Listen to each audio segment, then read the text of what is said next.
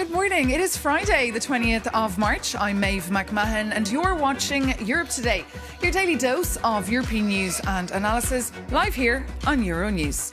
Coming up after hours and hours of talks, a tense EU summit in Brussels has come to an end. After over 12 or 13 hours of meetings inside the Europa building, leaders have called it a day.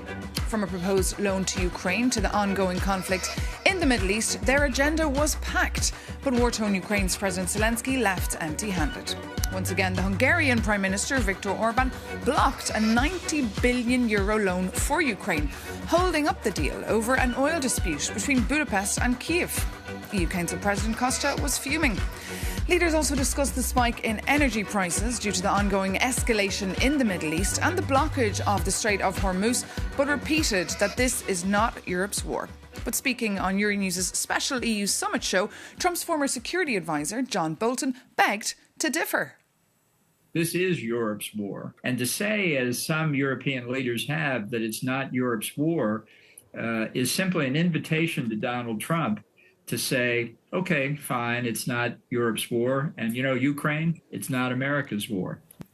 For more, we can bring in our correspondent Shona Murray, who's been following every twist and turn of the long EU summit for us. Good morning, Shona. So John Bolton there saying this is Europe's war. EU leaders say it's not. Who's right? Well, two things can be true at the same time, Maeve. I think EU leaders can objectively say that this isn't actually their war. They weren't consulted, they're not party to the conflict, they're not sending military assets to intervene on either side, they're calling for de-escalation. In fact, some of them extol the virtues of this potential war if it were to take out the tyrannical regime in Tehran.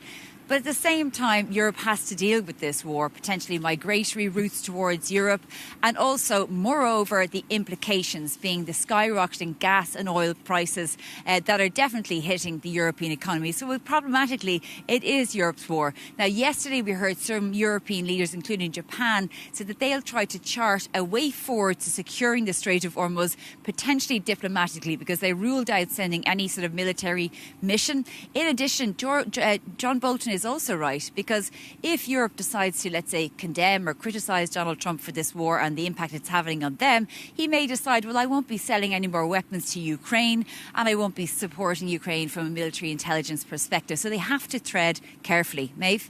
And Shona, yet another summit overshadowed by a Hungarian veto, and President Costa we could see visibly furious. Fill us in. Well, we've been here before, Viktor Orbán. He's been in power for 16 years and he has blocked things at EU Council level before. But this was the most confrontational and angry I've ever seen sort of EU leaders.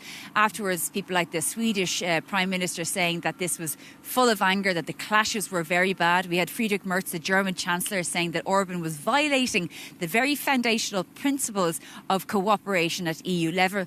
Bart de Wever, the Belgian Prime Minister, also making the point that he can't believe that Viktor Orbán endorsed this loan before Christmas and now he's not going to execute it. As we know, the whole idea is that Viktor Orbán is saying he's blocking €90 billion for Ukraine unless the Druzhba pipeline passaging Russian oil to Slovakia, Hungary is fixed. So last night, Antonio Costa, the President of the European Council, was asked about this by our own colleague Jorge, and he responded in very strong terms, essentially accusing Orbán of blackmail.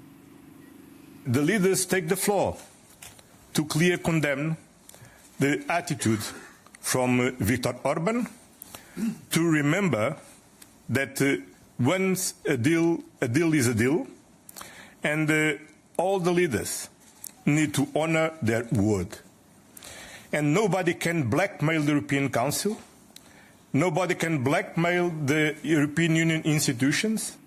Antonio Costa, President of the European Council there, making the point that there has to be some sort of resolution to this. But at the same time, Maeve, Viktor Orbán has successfully blocked this loan. There's a consensus also, Maeve, that he's in the middle of an election cycle, a general election, and he's using this as a sort of a soapbox to speak to the Hungarian voters back home that he's a sort of a strong man that has huge control at EU level. And in that way, he'd be right. Maeve?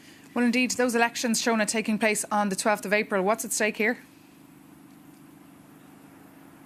Well, for Viktor Orbán, lots at stake for European Union, lots at stake, and particularly for Ukraine, because Viktor Orbán has made it his business to block not just the €90 billion loan, but he's also blocking the passage of the Ukraine becoming a member of the European Union. He spoke to our Europe Today editor, Maria Tadeo, last night, and he accused the European Union of actually meddling in the Hungarian elections, saying that they're trying to push, that there's an actual policy to push him out of government. Now, remember, he is trailing in the polls, and the opposition leader, Peter Major, is doing very well in the rural constituencies, which are key for Viktor Orbán. But take a listen to that conversation last night. Here in Brussels, many of them, especially EPP, think that the only way out of this situation is that the national government lose the election and the pro-Ukrainian government will be formed. This here is not just a hope, it's a program, may I say. Even they finance the Hungarian opposition from here. Is Ursula von der Leyen, you say they have a program. Who is the program? And would you argue Ursula von der Leyen wants you out of government? All the European institutions, including parties and the Commission, would like to have a change in Hungary of the government, and they finance it, yes. Viktor Orbán there speaking to our Maria Tadeo, and before that, of course, Euronews' Shona Murray giving a very comprehensive update on that EU summit last night. And of course, President Volodymyr Zelensky also joined those talks via video link to discuss the ongoing situation in his country and the fact that his country will suffer dearly without this loan. Last month, we saw the IMF had to disburse $1.5 billion to keep the country running. For more on The View from Kiev, I'm joined here in the studio by Euronews' Ukraine correspondent, that is Sasha Vakalina. So another very tough summit for Ukraine, with Antonio Costa very, very angry, a man who's normally very mild-mannered. Indeed, and Volodymyr Zelensky being very, very disappointed, Maeve. This was a rare occasion when Volodymyr Zelensky was not here at the Council himself in Brussels. He only connected, as you say, on the video link. This is not something that we're used to while covering the EU councils here.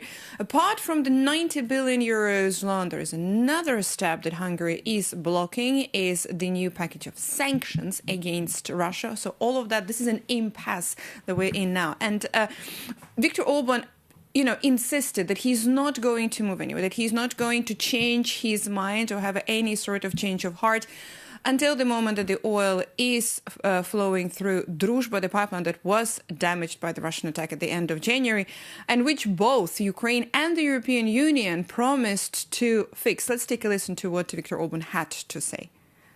We would like to get the oil which is ours from the Ukrainians, which is now blocked by the Ukrainians. I will never support any kind of decision here which is in favor of Ukraine. Still, the Hungarians are not able to get the oil which belongs to us.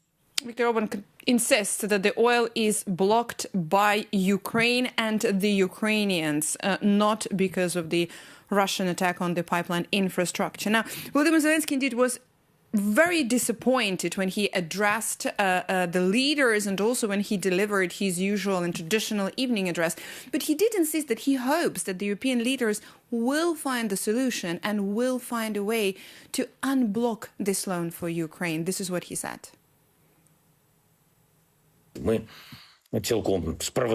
We are confident that Europe will stand by us and find a way to deliver on what has already been agreed.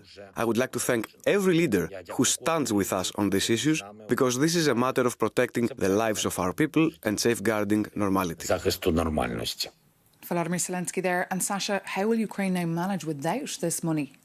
Ukraine will have to find a solution, but also the timeline is very interesting because there's not much time left. Now, Ukraine will be running out of money with this big financial hole looming in just a couple of weeks. Kyiv said that they might find the solution to stretch it a little bit, but not too much. Ukraine's finance minister spoke to Euronews as well during the summit, and this is what he said about Kyiv's way forward. It's definitely not welcoming news from Brussels, but I think that all our counterparts and countries which support Ukraine are doing their best to secure Ukraine's financial needs for next 2 years. That's why I'm confident enough that rather sooner than later we will be able to get access for this €90 billion. The sooner the better for Ukraine, but also for the European Union regarding delivering its promise and already the decision that has been agreed upon in December. Now, not a single decision when it comes to aid for Ukraine from the European Union is an easy one. There are always like consultations and talks and rounds of negotiations. So this is why it's specifically disappointed. Regarding the timeline, though, for Druzhba pipeline, now, it is expected to be fixed the earliest in the second half of April. Now, the question is, how much time will it take from that moment onwards for Hungary, past the elections, of course, to unblock the package and unblock that loan? It's pretty gripping. Whatever happens, of course, we will report it. Sasha Vakalina, thank you so much for that update. Now, you might remember that this EU summit was actually meant to focus on competitiveness and boosting the European economy. An EU leaders' retreat in February had actually set the scene. EU leaders want to deepen the single market, make it easier for startups and scaling up across EU borders.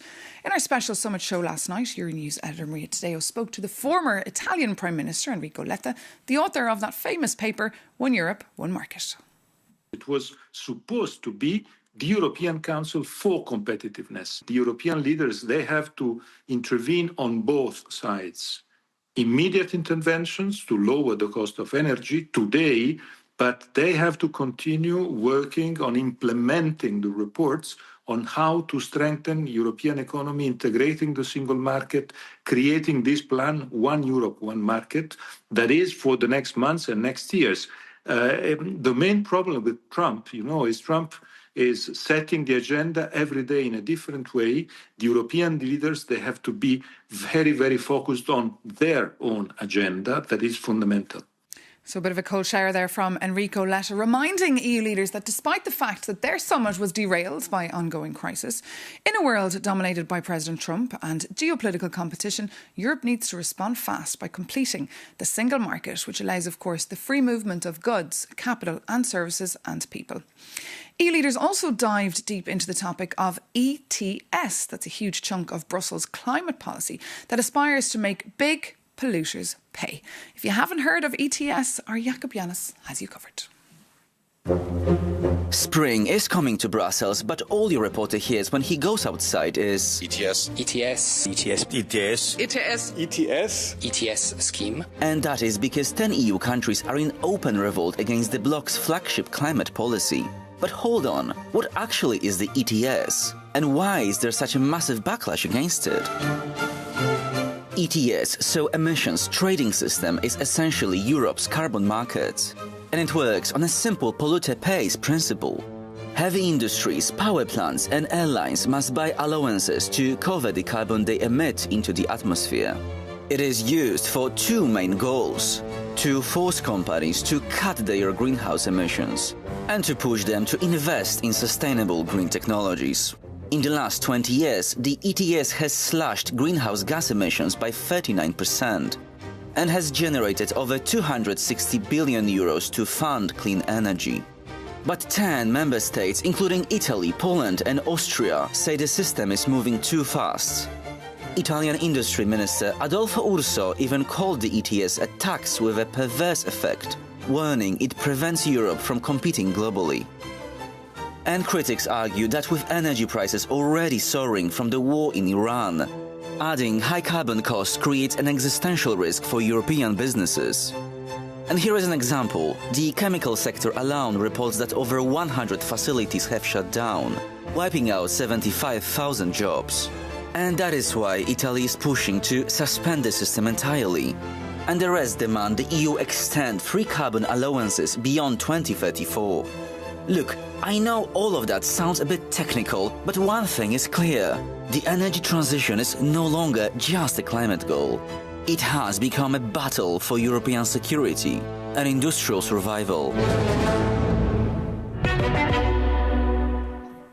Jakub Janis reporting for us there. And now to talk us through the dramatic summit yesterday that raises more questions now than answers, we're joined here on set by Hildegard Bentele, the senior German Conservative member of the European Parliament from the CDU party. Thank you so much for joining us. So quite a night there, pretty rough for Ukraine. What's the plan B now? Well, for the time being, we need more consultations now. Nobody expected this kind of outcome, but I think, there was the offer to inspect the pipeline, maybe, which was not, well perceived because Slovak and Hungarian participants couldn't attend. So maybe there's another attempt, to bring. So when you say nobody expected this outcome, you mean nobody expected that veto last night from the Hungarian Prime Minister? I think not to that extent. This is why we do not have yet a plan B, and leaders left without. And are you furious also with Viktor Orbán the same way Antonio Costa was? Yes, of course, but I think it's a tactic we know. So, and this is why there were some difficulties at the beginning, and this is, I think, why the President's Commission reached out, with this idea to inspect the pipeline. And as we know, it didn't went well. If it had gone well, maybe the outcome would have been different to accommodate. Indeed, because this should have been done months ago. Exactly. The war in the Middle East, it's entering now its 20th day. What is the EU doing to stop it? And is this Europe's war? Well, it's not from the beginning Europe's war, and Israel didn't ask, for EU participation. We now see the effects, the economic effects of the war, but I would also think we need some strategic patience because we are now in the third week. I expect it ongoing for 2-3 more weeks. But then, and this was also seen from the leaders of the Gulf, they are also very furious about Iran, and I think there will be a reshaping of the Middle East. And do you support the war? Do you support what Israel is doing now, especially in Lebanon? Well, supporting is said too much, but I think it's a huge. I understand the opportunity for Israel, because now to fight Hezbollah, what Lebanon leaders also want to do, the Lebanese army wants to do, it is a big opportunity to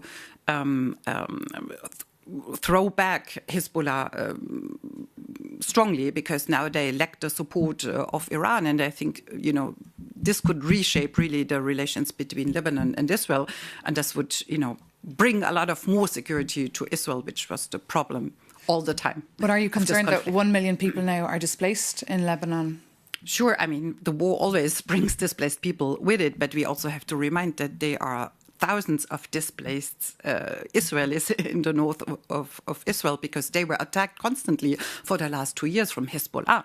So Hezbollah took the opportunity after the attack of Hamas to attack also Israel very strongly. So this is an escalation which took place over the last 2 years.